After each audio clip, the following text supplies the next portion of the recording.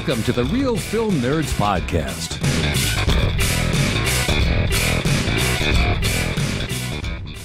Hello, everyone, and welcome into the Real Film Nerds family. My name is Matt, one of your two hosts, and with me, joining, smirking, because he actually has a family, Mysterious Mike Talent. Hello, everybody. It's good to hear you again, Matt. I am enjoying us talking about our family. I think with the most important thing about the upcoming movie we're about to review is family. So, with that, Matt, why don't you tell us more? More about F9, the Fast Saga, not the key on the keyboard. So, Mike, original title was just F9. They recently added the Fast Saga. What are your thoughts being a part of the Fast family? Well, Matt, I don't know how much longer I can keep this up, but I don't know why they changed the title, and they might as well just called it Fast and Furious, another family movie. Seriously, if someone says fucking family in this movie one more goddamn time, I'm going to throw myself into oncoming traffic. I swear to God, why do they have to rub it into the faces of us who are completely and utterly alone? I don't know, Matt, but they sure do. Like, the emphasis is definitely family, family, family. But without getting into too much, Matt, this one's very strange to be emphasizing family, family, family for what its whole story is about. But we can get into that. Okay, Mike, well, we can get into it after you give us the rundown for F9, the Fast Saga. All right, well, with that, F9 was directed by Justin Lin. It was written by Daniel Casey and Justin Lin. Stories by Justin Lin, Alfredo Botello, Daniel Casey. And this movie is starring Vin Diesel, Michelle Rodriguez, Jordana Brewster, Tyrese Gibson, Ludacris, Natalia Emmanuel, Charlize Theron, John Cena, whole bunch more people. And the synopsis of this movie is Cypher enlists the help of Jacob, Dom's younger brother, to take revenge on Dom and his team. Well, all right, Mike, so it's a movie. It's another Fast movie. It literally has everyone in it except for The Rock and Jason Statham. Am I missing anything? No, it's another Fast and the Furious movie, man. Family, cars. Although that's one thing that upsets me about the Fast and Furious saga is the first two was about street racing and about cars and the cool shit and the street scene and all that stuff. The third one is in Tokyo. I believe that was Tokyo Drift was the third one, which was interesting. It was a different take. It's kind of cool to see Japanese culture and Tokyo in that light, because not a lot of films, at least American films, are done that way with all the neon lights. And I mean, it's a real decent like shot of what Tokyo really is, or from what I've read. I've never been to Tokyo. Someday I'd love to. And then Fast 4, I don't remember what it was, but all of a sudden it went from being about the cars and about the street world to we're now going to be James Bond. Yeah, dude, come on, man. That's awesome. You know, now it seems like every movie they've had to one up each other, right? So we'll get a little bit into this more in the spoilers, but there's a particular scene in this movie that I was blown away by, I guess, and I can't wait to talk about it in our spoilers, Matt, but for now, I'll just tease it. I didn't think they could top the last movie with a submarine, and somehow they did. Fill in the blank.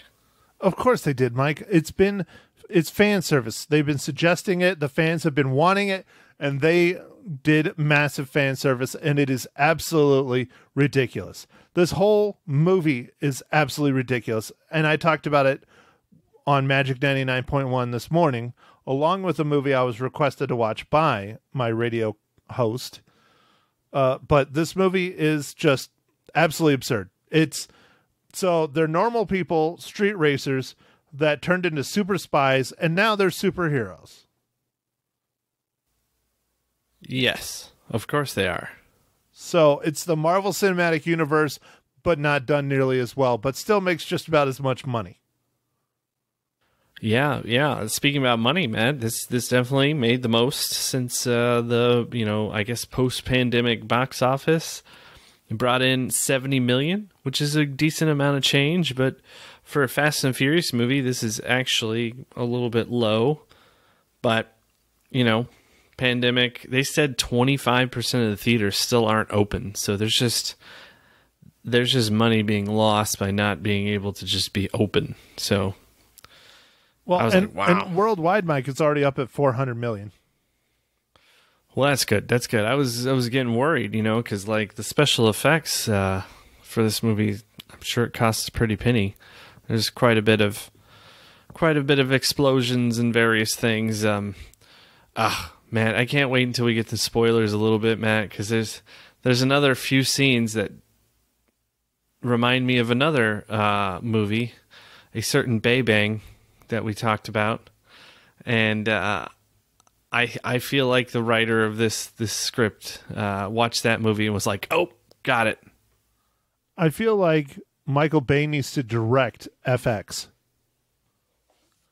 Oh, well, do you think they'll call it FX? Because that's the TV station or whatever, the channel on cable. You think they're going to call it F10? They might call it F10, but the numbers will be FX. And then what happens when you get past F12, Matt? Like, there's no more numbers on the keyboard. Oh, wait, we're talking about a movie. Hopefully they'll stop. I mean, honestly, I think they should have stopped at 3. But that's my honest opinion. Well, I was thinking about it while I was walking the dog, Matt. There was, I think it was 2001, the first Fast and Furious came out. And now it's 2021, and we have the 9th Fast and Furious. They've made 9 movies in 20 years, and it's still pretty much the same people. Hobbs and Shaw. Well, yeah. Well, does that count? I guess it counts, it's right? It's part of the Fast Saga. I mean, Saga. Sorry.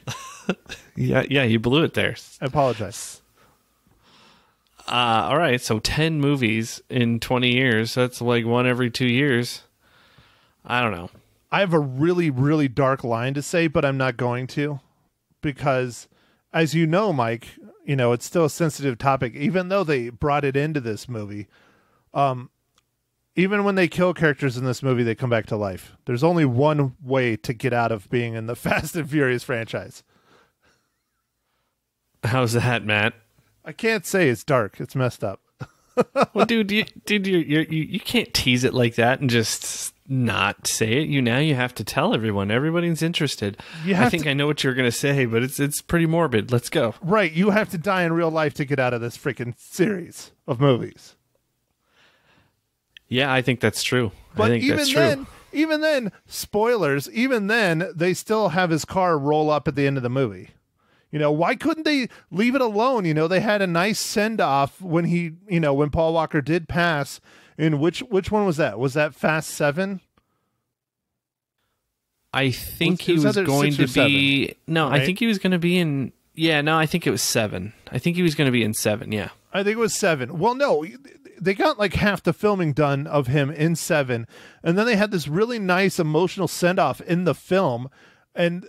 he was not in 8 at all. They didn't mention it at all. And then in this, they mention him and they like tease him at the end with his car like showing up. It's like, what are you going to do? Are you going to get Paul Walker's brother back? Are you going to recast? Like, Like, what's the deal? Are you going to recast the character of Brian? Like, tell us. Let us know. I'm on the edge of my seat. I can tell, Matt. I know that going into this, you were just super. You are the Fast and Furious audience. You are the super fan.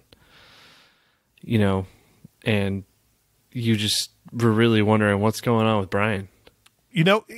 Why is it that he has to stick back and watch the kids? What did he do wrong? Did he all of a sudden have he changed his diet and he only eats donuts so he doesn't fit in cars now? Or like, what's going on?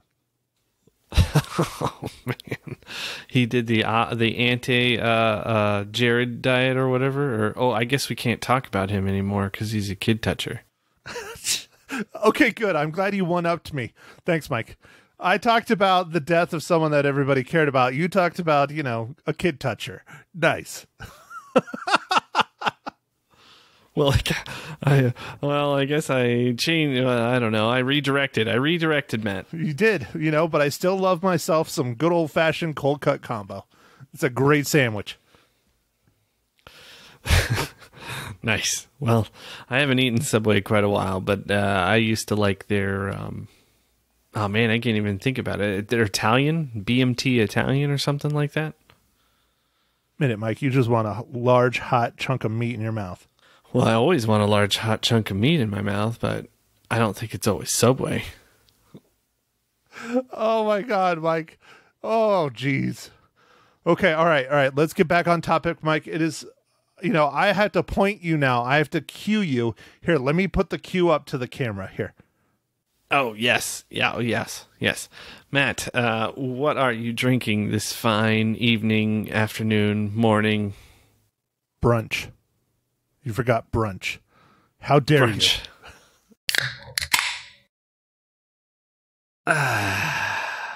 Mike, I am drinking beers that I have in my fridge. I have several because I don't get to drink as much as I would like. I'm drinking another Four Peaks Desert Day drinker. It's an American lager. Nice. Is it helping you handle the recent heat waves? No, it's still hot. Okay. Well, so I'm back to true form. I have a IPA, Matt, but it's a New England IPA, and it's called Hazy Highwire, and it's from Big Top Brewing. Well, all right, Mike. Of course, you have returned to the IPAs. Yeah, I'm a fan, Matt. I'm a fan. When was the last time you bought a 40? Man, that's a really good question. It was probably a few years ago. I don't think I've bought one in a while. I think I was on travel, and I was like, I haven't had one of these 40s in a while, and so I got me some of the Old E, man. I like me some Old E. And so I was, drank 40. I always figured you for a Mickey's, but, OE, that's fine too. Yeah, no, I like, it's kind of weird. I actually like that one's taste. Mickey's is very bland and okay, and then Steel Reserve is like the bane of my existence. I can't touch that stuff anymore. Oh, tell us how you really feel, Mike. Okay, so that's your mission. Next podcast, Steel Reserve. Dude, I don't think I can. I regularly find like cans or bottles of it when I'm walking the dog, and I'm like, I just smell a little bit of it. I'm like, reminds me. Ugh. So, speaking about metal, Mike, how does F9, the Fast Saga, relate to the Marvel Cinematic Universe?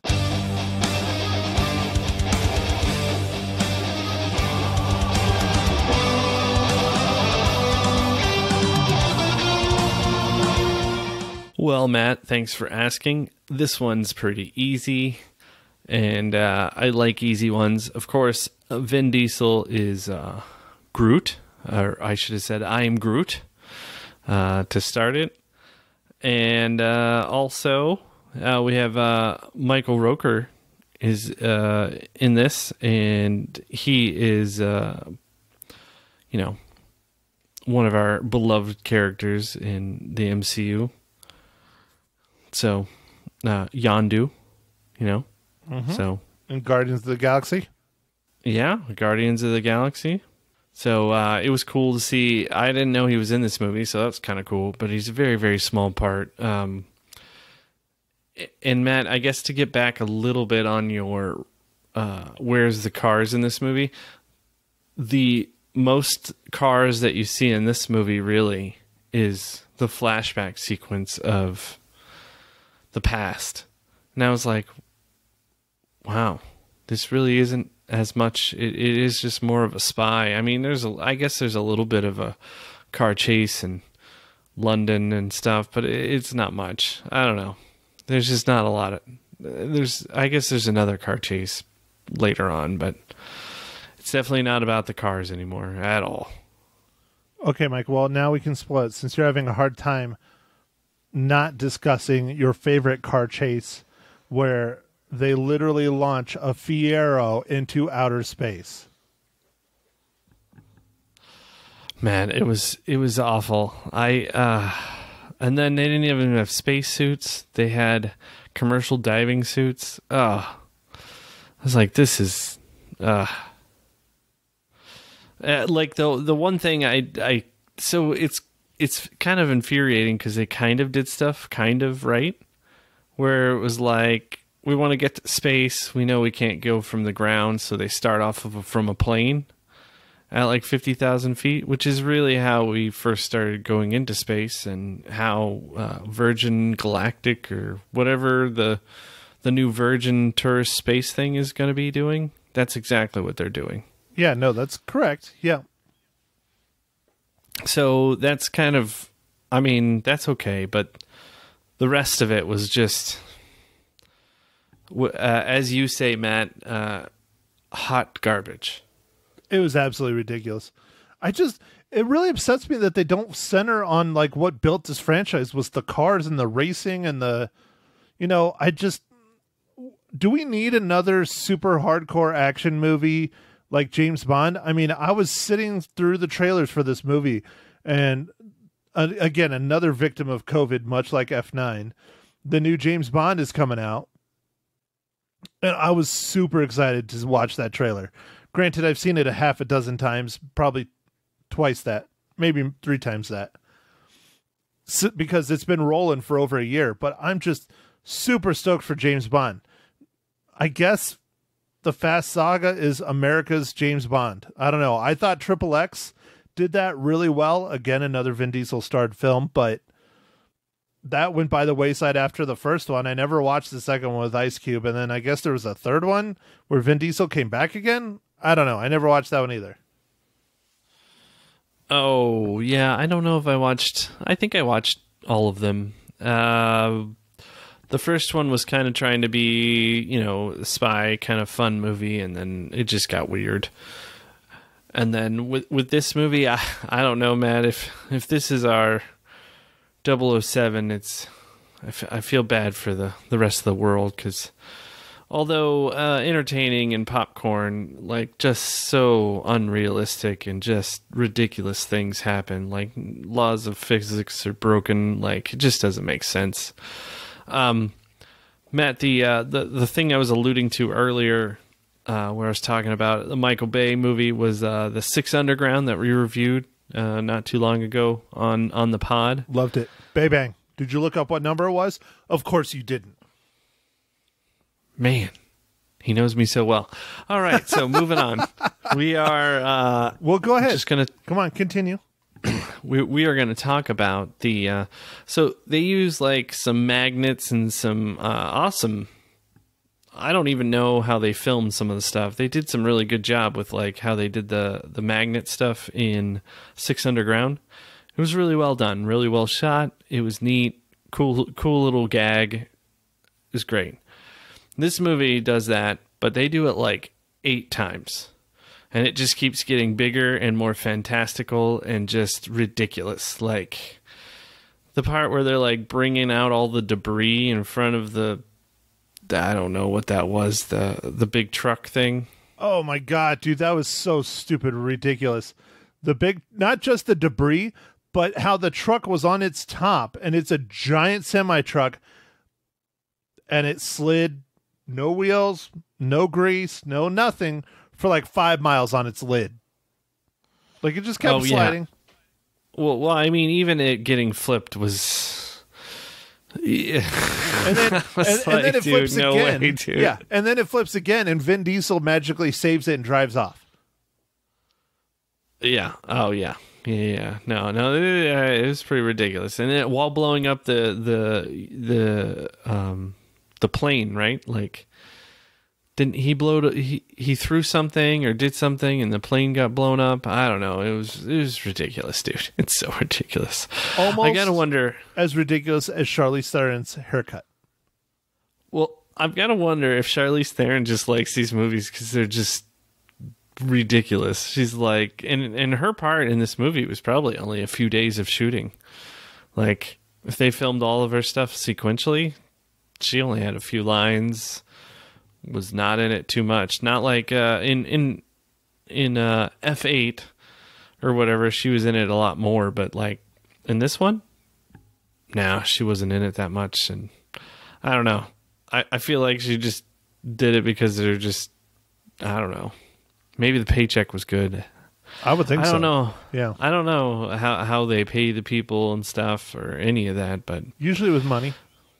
Yes, that's true. But the maybe with magnets, man, they probably have a lot left over. Yeah. Oh yeah. I mean, I'm still trying to figure out how they pulled a car completely through a building, but not any of the iron or beams or anything else in the building.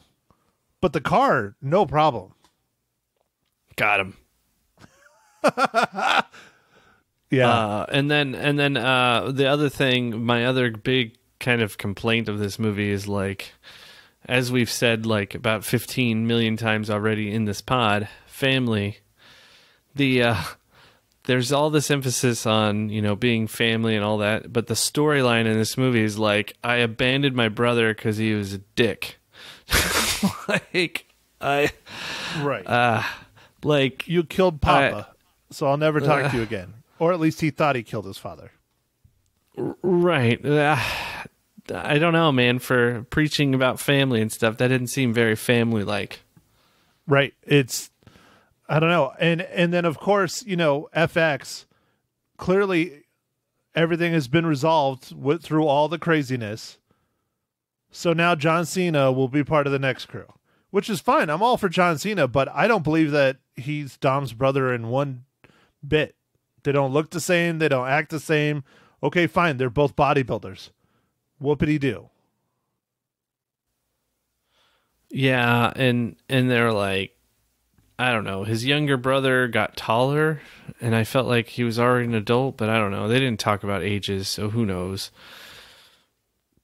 I just feel like they were they're running thin on stories, so they just threw in another one. And then, of course, like you said, Matt, they resurrected another character because, why not? Yeah, they can't kill anyone. And then, did you stay for the mid-scene, the mid-credit scene, Mike? I did not stay for the mid-credit scene. It was pretty late, and I had to go. I had to go get some shut eye. You know me. Yeah, what was it? 11 a.m. 11:30. Yeah, it was close to like noon 30. Mm-hmm, mm-hmm. Okay, I understand. Mikey needs his nap. So, the mid-credit scene has Jason Statham sitting there beating up a punching bag, and he unzips it, and there's a dude in there, which is pretty funny. And then I'll just do it real quick. Han shows up. There's a knock at the door. Jason Statham opens the door, and then there's Han, and that's the end of the mid-credit scene. So I'm wondering if Hobbs and Shaw 2 is going to be like Hobbs and Shaw versus Han or something. I don't know. Well, I guess we eagerly await the next sequel of, like you said, F10 or Hobbs and Shaw 2, still Sean. I don't know. Hobbs and Shaw Deuce. Still Sean. I don't know. Still Hobbs. Still Hobson. Okay, Mike. So anything else you want to talk about of this disaster of a film? I'll just real quick say that if you're a fan of these other movies and you liked all of them, this is along the same lines, same kind of stuff. It's very fantastical. Check reality at the door, but if you're not, I don't know. You can go see it. It's a summer blockbuster. It's this is the movie bringing people to the theater, so that's good for the theaters. I mean, I kind of enjoyed some aspects of it. I mean, it's just so ridiculous. It's like you find yourself just laughing sometimes uncontrollably. So that's kind of the remarks I left on the radio this morning. Is if you go into this movie and you like the other Fast and Furious films, you're going to have a good time. You're going to like it. If you go in this movie knowing that it's a popcorn blockbuster flick, you don't need to use your brain for 2.5 hours, you're going to have a good time. If you go into this movie thinking it's going to be a comedy, you're going to have a great time. If you go to this movie looking for a serious action flick and you haven't seen any of the other Fast and Furious, or you're not a fan of the Fast Saga, you're not going to enjoy it. It's not worth your time. So, I mean, my rating reflects that. I had a good time. It was entertaining. Would I recommend people to go see this? No, not unless you're doing one of those things that I just said. Wow, man, you covered quite a lot of angles. That was a little bit more angles than I thought. Yeah, my rating is not so great either. But why don't you give us yours first, Matt? Oh, I get to go first. I get to be the dick. All right, woo, Mike. I give it 1.5 reels. Oh, really? Dang, yes, dude. It was freaking crap. Wow. All right. So the streak continues. Matt is much harsher than me these days. I don't know what's happening. Maybe family has changed me. But anyway, I am two reels. Damn. So I'm still kicking your ass on the bitterness and being an ass. But yeah, Mike, family clearly has changed you. So that's why you're connecting with the Fast Saga, because of your fast family. Oh, that's very true. That's very true. Maybe I'll get to say grace at the next one. I hope so. I hope you're at the head of the table saying grace. All right. Drinking some Coronas. Coronaquitas. Coronaitas? That's for the babies, right? That's why they put them in the little bottle? Because you get your whole hand around it as a baby? Yeah, I think so. I think that's what that's for. I'm surprised they weren't drinking Corona seltzers. You know what? Corona seltzers probably didn't exist when this movie was supposed to come out. That's a fairly new development. Oh, okay. Well, I didn't know if they would just splice it in, at the end. Like, show like a hand that's not really the hand. It's just like a quick cut to one. Yeah, I could see that. No, that'll be in Still Sean. It'll be in that one. That's all they'll be doing. They'll be drinking seltzers. Corona seltzers. Hobbs and Shaw, Still Sean. Yep. And they'll be like Corona seltzer. Yep. Corona seltzer lime. Now in pink lemonade. Okay, Mike. So I don't know if this technically counts as your pick or my pick, or we both knew we were going to have to do this movie if we didn't want to. But next week, it is your pick for a film. And Mike, we are continuing our streak of going to the theaters. I don't know. June has just been on fire, but this next movie is technically in July. And they come around, every couple of years around Independence Day, Mike. Go ahead, tell us what we're watching. All right, Matt. I think it's time that we forever purge the F9s of the world. Damn. We're going to purge the F9s. All right. I did give a 1.5 reels, but I didn't shoot at the screen with a shotgun. All right. I was just trying to come up with something clever, and that's all I got. It's okay. It's all right. Speaking of that, Vin Diesel was running around with a shotgun. It looked identical to one of the ones I have. So I was like, oh, that's pretty cool. Oh, neat. Yeah, so we're going to be reviewing The Forever Purge. Some of these movies are pretty fun. Some of them are okay. So this is like the, fifth installment, I think, of Purge movie. Dude, you are hiccuping like a mofo into the mic. I could see it. Those IPAs are making you hiccup. Yeah. Sorry about that. I think The Forever Purge is number 4, isn't it? I think it might be number 5. Are you sure?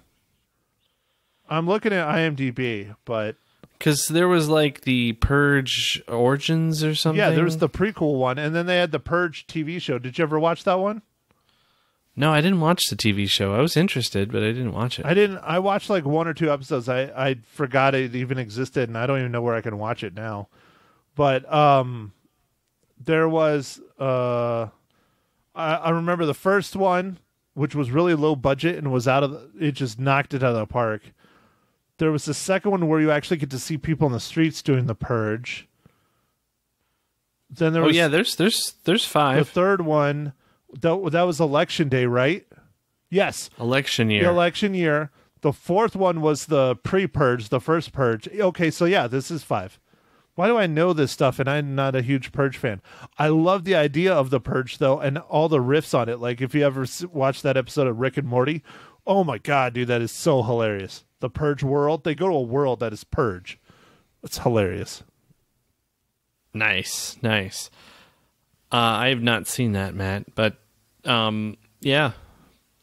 5 movies. So here we are. We're looking at The Forever Purge. So I figured... there wasn't anything of note coming out this weekend, and that I saw. And this one, I kind of like these movies. Sometimes they're a little over the top, but we'll see. No. Dude, honestly, some of them have been pretty good. Like the first one really caught everyone by surprise. That's why they're on a 5th one now. I think the Purge Origins, or the first Purge or whatever, I think that was a pretty decent one too. And then probably the second one too, like the second Purge, just because you finally got to see the Purge outside of just a house. I think those are the 3 that I think are pretty decent. That election year I wasn't a super huge fan of. There was a little bit too much political overtones in that one, but obviously it's called election year, so. Oh yeah, no, they were going for they were going for it very clearly. But still, I mean, so far I've enjoyed 3 out of 4 of them. I'm not going to say they're great films, but they're definitely unique and different, and they're on that horror/sci-fi kind of action genre, all kind of rolled into one. Yeah, they kind of are a mashup of action, but then horror, and then some social commentary as well is usually weaved into them quite intricately. Oh yeah, yeah. I mean, dude, the realization of an actual purge, if it ever actually was real, is insane. I mean, that would be so frightening. It really would be. So. Oh yeah, no, it would be very, yeah. Ooh, it'd be weird, but. So I was interested in seeing that movie, Matt, and then I think the week after that we know what we're going to do as well, but we can, hold off in case we don't want to do that right away. What? What? Your future ex-wife movie? Oh no, I'm going to see Black Widow opening weekend. I have to support my girl. Yes. I'm sure she's had a rough time in the pandemic. She has. She has gotten to sit back, relax, enjoy her life, not work. She needs help. Okay. All right. Well, we'll put her to work, Matt. I'll put her to work for that. Damn sure. Well, all right, Matt. I guess with that, I think we can start wrapping it up. So make sure to follow us on the socials. Facebook, Twitter, Instagram, and go out there and stream or watch a movie, and we'll catch you on the next pod. Thanks for listening, everybody. Thank you for listening to The Real Film Nerds. Now, don't forget to follow us on Facebook, Twitter, and Instagram at Real Film Nerds. Now, go out and catch a movie.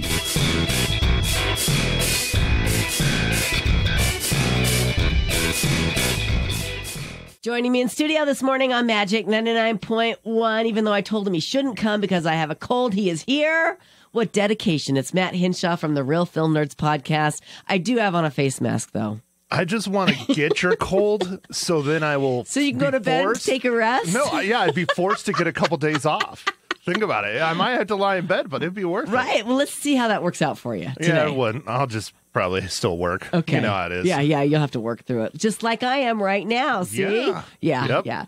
Hey, you saw F9, the ninth Fast and Furious movie, correct? Technically 10th, but Technically 10th. That's what I thought. Yeah. You saw it over the weekend in the theater, because that's the only place you can see it. Yep. There's a showing at Harkins every half hour. At least there was. Is that right? Yeah. Oh, my gosh. And it came in number one at the box office this past weekend. What'd you think? I was discussing it out in the lobby. They should have stopped at 2. Really? Yeah, I have not been a huge fan of the Fast and Furious series since probably I saw the third one. That was the Tokyo Drift. And that one, I was like, well, I don't know where they're going. There's been some afterwards, like Fast 5 was pretty good. And there were a couple here and there. But I mean, this is a whole nother level of ridiculousness, even compared to 8 and 7. I mean, they did some fan service. Like, I don't want to spoil it for those of you who are going to go and watch it, but right. People literally were getting up and cheering when they were going to a certain place. I will put it that way. Okay. All right. Well, I have no clue what you're talking about. Yeah. But okay, I'll leave it at that. Yeah. So it was just ridiculous. Well, you know what? It made $70 million over the weekend. So they're on to something here. It's the highest grossing film since COVID. It's made $400 million worldwide. Yeah. Wow. And that's why they keep making them because people keep going to see them. If you don't go and see them, they stop making them. They will stop. Right. But the thing is, people love them. And I mean, the action is really good. They weave in all the characters from all the other movies, except for a couple, which, you know, The Rock, rumor has it The Rock and Vin Diesel didn't get along well, so that's why The Rock is not in here. That's why I had the spinoff of Hobbs and Shaw. So he's not in here. Everybody knows that. Jason Statham, who's, you know, the other counterpart in Hobbs and Shaw, was not in this one. But just about everybody else was. There's even a nod to Paul Walker at the end of the movie. Oh, nice. Because, you know, everybody knows he passed. Right. But there's a nod that he's still alive in the world, you know, his character is. So, if you like all the other ones, I say go see it. Yes. It's ridiculous. It's fun. It's absurd. It's your perfect summer popcorn blockbuster movie. Yeah, just mindless entertainment. Yeah, the plot is ridiculous. The story is ridiculous. The haircuts are ridiculous. Okay, fair enough. But if you enjoyed any of the other ones, you're going to enjoy this because you know what you're going to see. Yes, there you go. If you haven't seen any of them, I have not. You maybe skip it. Just a hard pass. But if you, I don't know, I mean, if you're just looking for something to just chill out for 2.5 hours and not think, maybe you'll enjoy it. You know, I didn't watch any movies over the weekend, but I did watch, I think it was 5 hours of golf yesterday. Wow. I watched an entire tournament. I've never done that before, and it went into overtime.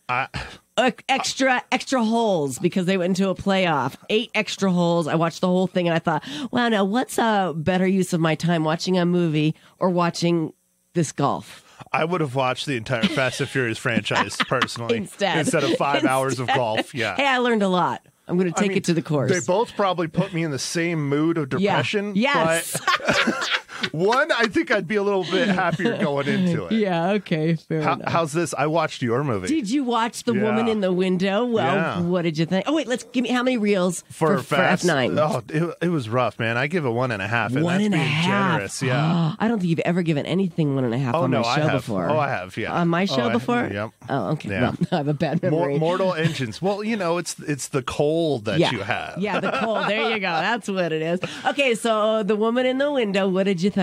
It was okay. Yeah. It's an attempt to be Alfred Hitchcock, that's for sure. It's a hardcore Hitchcock ripoff, but for the most part, it was interesting. I don't know why you would call it a drama and why you think The Hitman's Bodyguard is more graphic. Like, some of the stuff in the Woman in the Window, like the end where, like, we find out who the killer is, and he starts.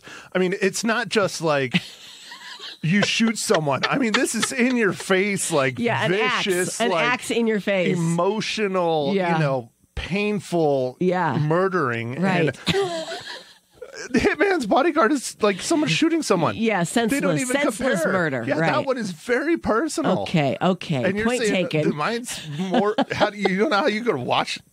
Ridiculous. Okay. How many reels you give the woman in the window? Generous. I'd do like 2.5. 2.5. I mean, it was a rip. It was trying to be Hitchcock, you know? Well, and a heck of a cast, though. Yeah. Heck of a cast. Yeah, how Gary can you not? Oldman. I mean, right. Jeez. Right. Julianne Moore. Yep. Yeah, Amy. What's her last name? I forget. Doesn't matter. Oh, it's too Doesn't early matter. for me. Yeah. I know who you're talking about. Yeah. Amy Adams? Amy Adams. Nice. Yeah. Okay. All right. What do we watch next week? Make it quick. We're already at 6 minutes. So, already at 6 minutes. Okay. So, traditionally around the 4th of July weekend, we always get ourselves a Purge movie. Okay. And my co-host has picked the latest one, which is called The Forever Purge. The Forever Purge. So we will be going back to the theaters. This is, I think, a month in a row where I've gone to the theater every week. So it feels more normal. It's kind of weird. Good. Yeah. Okay, well, don't come in on Monday because I'm off. Come in on Tuesday. Tuesday? If you can. We'll chat about it. Okay. All right. Everybody check out the podcast. It's called The Real Film Nerds. Maddie, thanks for coming in. As always, Lisa, thanks for having me on. You're welcome.